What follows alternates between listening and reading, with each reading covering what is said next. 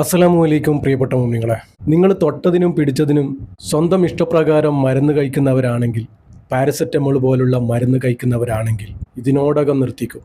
പ്രിയപ്പെട്ടവരെ, നമ്മൾ മരണവുമായി ബന്ധപ്പെട്ടുള്ള വിഷയമാണ് സംസാരിക്കാറ്. പലതരത്തിലുള്ള മരണവാർത്തകൾ നിങ്ങളുടെയൊക്കെ മുന്നിലെത്തിച്ചിട്ടുണ്ട്. എനിക്കും നിങ്ങൾക്കും അറിയാത്ത ആരൊക്കെയോ മരണപ്പെട്ടവരുടെ വിവരം നിങ്ങളുടെയൊക്കെ മുന്നിലെത്തിക്കുന്നത് മരണപ്പെട്ടവർക്ക് പ്രാർത്ഥന ലഭിക്കുവാനും മരണത്തെക്കുറിച്ച് ചിന്തിക്കുവാനും മരണത്തിന് വേണ്ടി തയ്യാറെടുക്കുവാനുമാണ്. മരണത്തിന് വേണ്ടിയുള്ള തയ്യാറെടുപ്പ് നമ്മുടെയൊക്കെ ജീവിതവും മരണവും അല്ലാഹു തആല സന്തോഷത്തിലാക്കി തരട്ടെ, ആമീൻ. തൊട്ടതിനും പിടിച്ചതിനുമൊക്കെ മരുന്ന് കഴിക്കുന്നവരാണ് നമ്മൾ.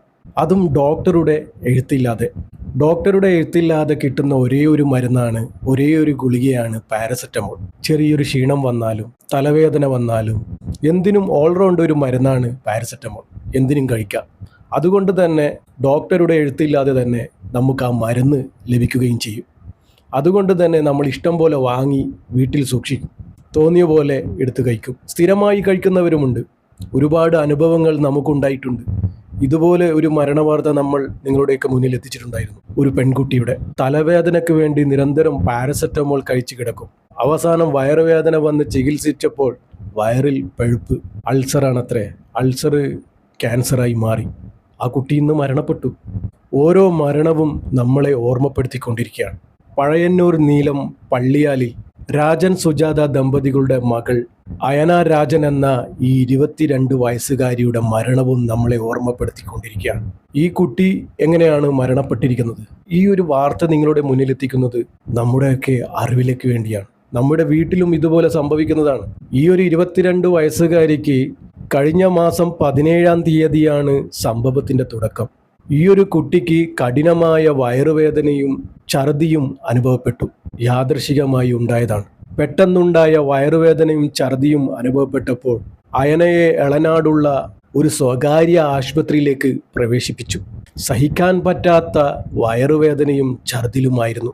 അങ്ങനെ അവിടെ വെച്ച് നടത്തിയ പരിശോധനയ്ക്കിടയിലാണ് ആ കുട്ടി പറയുന്നത്, താൻ എന്നും അമിതമായി പാരസെറ്റമോൾ ഗുളിക കഴിക്കാറുണ്ടെന്ന്. ഈ സംഭവം പറഞ്ഞിരിക്കുന്നത് ഡോക്ടറോട് തന്നെയായിരുന്നു. ആരോഗ്യനില വഷളായി തുടങ്ങി. ആ യുവതിയെ ആദ്യം തൃശ്ശൂരിലെ സ്വകാര്യ ആശുപത്രിയിൽ പ്രവേശിപ്പിച്ചു. പിന്നീട് ആ കുട്ടിയുടെ കരളിൻ്റെ പ്രവർത്തനത്തെ ഗുരുതരമായി ബാധിച്ചതോടെ കൊച്ചിയിലെ അമൃത ആശുപത്രിയിലേക്ക് മാറ്റുകയായിരുന്നു. അങ്ങനെ അവിടെ വെച്ച് വിദഗ്ധ ചികിത്സ നൽകി വരുന്നതിനിടയിൽ ആ കുട്ടി മരണത്തിന് കീഴടങ്ങുകയും ചെയ്തു. കഴിഞ്ഞ ദിവസം രാത്രിയാണ് ആ ഒരു പൊന്നുമോള് മരണപ്പെട്ടു പോയത്.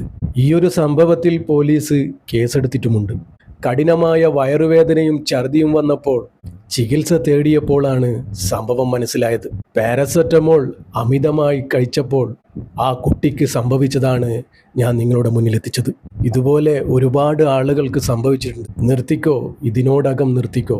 എല്ലാ വീട്ടിലും സൂക്ഷിക്കുന്ന ഒരു മരുന്നാണ് പാരസെറ്റമോൾ. പാരസെറ്റമോൾ എന്ന് മാത്രമല്ല, എന്തു മരുന്നായാലും ഡോക്ടർമാരുടെ എഴുത്തില്ലാതെ വാങ്ങാതിരിക്കുക.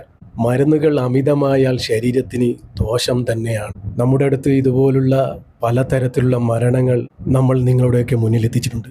ആ ഒരു അനുഭവത്തിലാണ് ഈ ഒരു വിവരവും നിങ്ങളെ അറിയിച്ചത്. ശ്രദ്ധിക്കുക, ചിന്തിക്കുക. ഓരോ വാർത്തകളിലൂടെയും നിങ്ങൾ അറിയുന്നത് നിങ്ങൾക്കൊക്കെ ഒരു അനുഭവമായിരിക്കട്ടെ.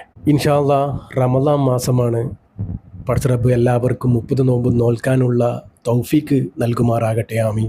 എല്ലാവരും ദുആ ചെയ്യുക. ഞാനും നിങ്ങൾക്ക് വേണ്ടി ദുആ ചെയ്യുന്നുണ്ട് ഇൻഷാ അല്ലാഹ്. ദുആ വസിയത്തോടെ. അസ്സലാമു അലൈക്കും വറഹ്മത്തുള്ളാഹി.